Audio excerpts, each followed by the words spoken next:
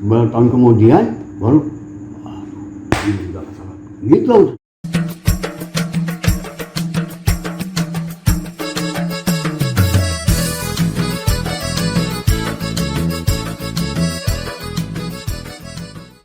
Assalamualaikum warahmatullahi wabarakatuh. Selamat malam. Kali ini kita kedatangan tamu spesial generasi pertama angkatan Walet Putih, yaitu Wak Maksum. Ya, Wak Maksum ini adalah salah satu senior kita yang aktif dari tahun berapa, Wak? Dari tahun 70. Dari tahun 70. Bisa cerita sedikit, Wak, kira-kira sejarah Wak gimana masuk di Walet Putih itu dan karena apa?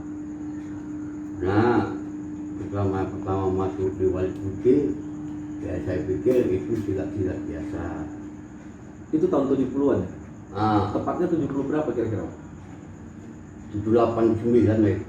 78 apa 71? Tadi kita ngobrol sebelumnya. Nah, itu waktu masuk itu kan tahun 70. Ya Oh. udah ngelatih Udah ngelatihnya tahun 70. tahun 70. Nah, Sekali lagi ya, ngelatihnya udah tahun 70 ya. Berarti masuknya sebelum itu. jadi waktu melatih itu ya masih biasa aja lah, silat-silat biasa kan.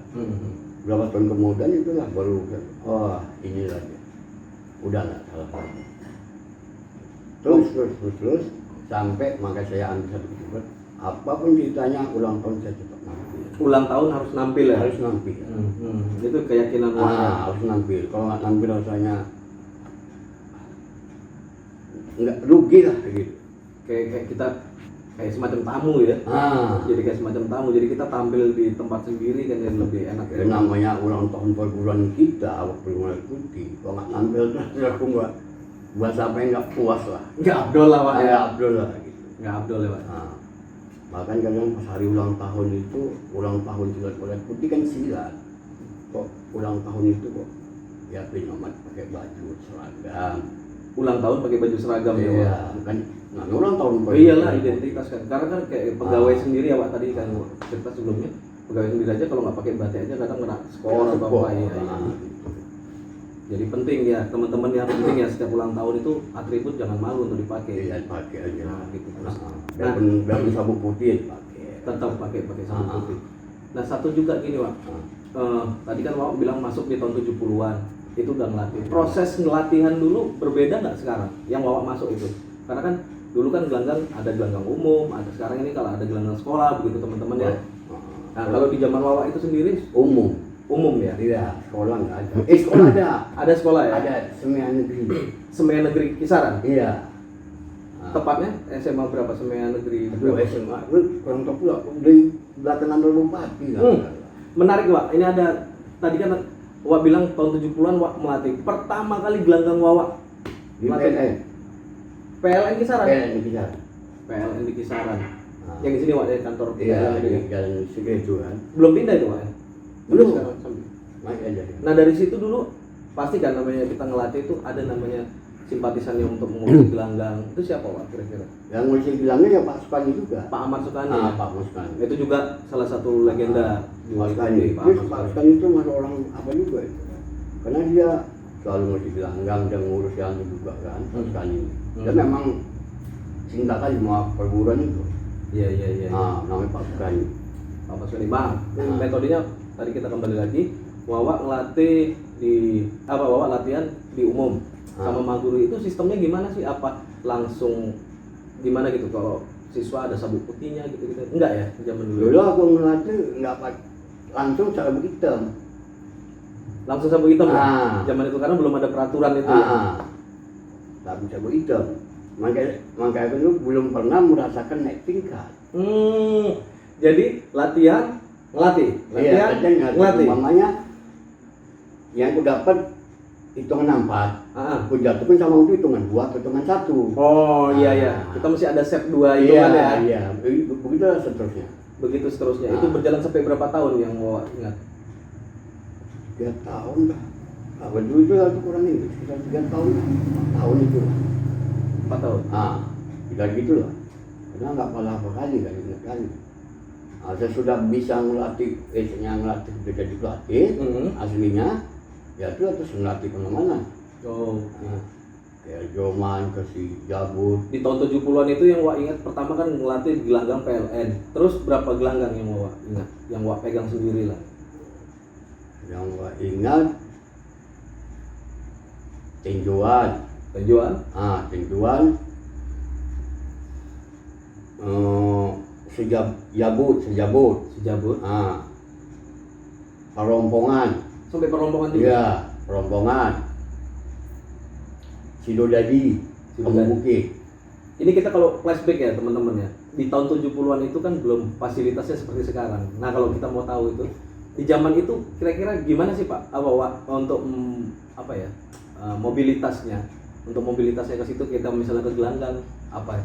Naik motor atau naik angkutan zaman itu? Enggak. Jadi gimana? Ya naik angkutan tapi ya minjem lah kereta. Kalau di sini bilangnya kereta ya?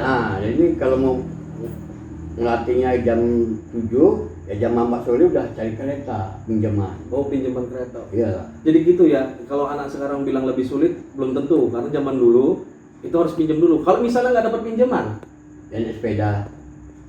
dari sini ke sekolah itu atau ke PLN naik sepeda? Besok jelasnya kebanyakan naik sepeda lah, PLN. Itu jaraknya berapa kilo kira-kira ya Pak?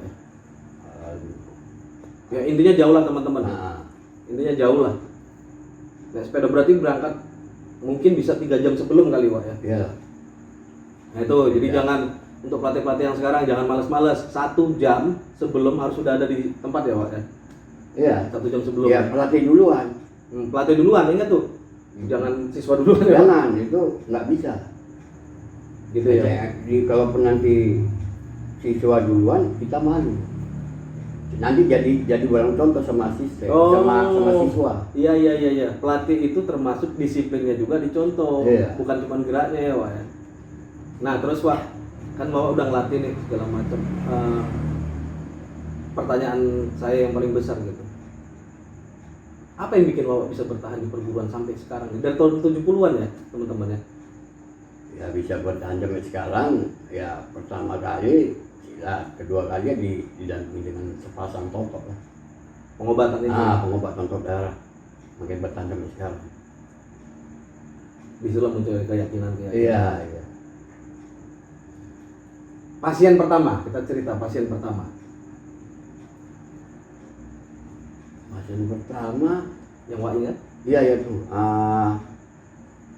Mendiang Pak Olik nggak salah. Pak Olik Anu Kamal. Itu bisa dijelaskan pekerjaannya apa, orangnya? Kerjanya di PLN. Oh, orang PLN juga? Orang PLN juga. Iya. Termasuk pasien lama juga lah itu ya? Iya. Pertama juga? Iya. Udah banyak dulu dong Iya lah, wajar tahun 90-an. Orang kemarin aja bisa lupa kan, orang zaman sekarang kan. Jadi kalau buat teman-teman bilang perjuangan sekarang keras, iya semua fase itu ada tantangannya masing-masing. Tapi kalau kita mau berpikir meletakkan Walet Putih jadi prioritas, pasti ada jalannya. Gitu ya Wak ya? Iya. Pasti ada jalannya. Kayak Wak tadi bilang, malam ini kita latihan, besok harus ngelatih. Ya kan begitu kan Pak? Jadi 5 gerakan kita punya, kita kasih ke 2 kan. Jadi kita terus tetap di atas. Intinya jangan pelatih juga habis bahan ya gitu ya Wak ya? Kan kuncinya itu kan, pelatih jangan sampai habis bahan. Nah, Wak sendiri dulu latihannya itu di Bunut atau kisaran di Sidomukti ini? Sidomukti. Udah di Sidomukti ya? Itu di Jalan Lemedu itu ya Pak? Iya. Rumah kantor sini kan? Iya. Waktu di Bunut masih nengok. Oh, waktu guru di Bunut, Wak masih nengok aja? Iya. Belum masuk ke situ ya? Belum, masih ejek. Karena udah kenal dulu kan. Kenal, jadi kita. Ya udah kamu masuk dulu gitu. Oh, latihan awalnya gitu segala macam. Bicara tentang masuk, berarti ada dong biaya pendaftaran? Nggak ada. Loh, gitu? Nggak ada. Mau aja dulu ya? Iya, nggak ada. Cuma ya dulu uang ngelatih dulu. Ya uang nggak boleh dimakan. Cuman Duit uang ngelatih itu nggak bisa kita makan. Oh, langsung disalurkan lah ya? Kasih apa lah. Iya, karena itu disalurkan kepada yang lebih Iya, membutuhkan. nggak bisa. Nanti ya saatnya untuk kamu ada ya. Lah itu tadi lah ya, dengan totok tadi itu ya. Iya. Iya. Kalau masa uang ngelatih dulu nggak boleh mengundang jam. Ya silakan. Mereka bilang sama anak pelatih sekarang, kamu enak sekarang. Itu pun masih males mau ngelatih. masih malas-malas lagi. Ah. Padahal haknya sudah diberikan. Masih masuk. Kalau masa awak dulu enggak loh. Ini kan eksklusif ya, langka ya. Hari ini pertemuan saya dengan Wak Maksum lah, lebih tepatnya dikenal dengan Wak Maksum. Hal yang sangat berkesan sama Wak di perguruan ini apa kira-kira yang Wak ingat gitu? Di saat ngelatih itu apa segala macam. Ya, kesannya itu ya sudah sulitnya itu ya mau pergi ngelatih. Ya enaknya tuh pasti ngelatih itu lah enak.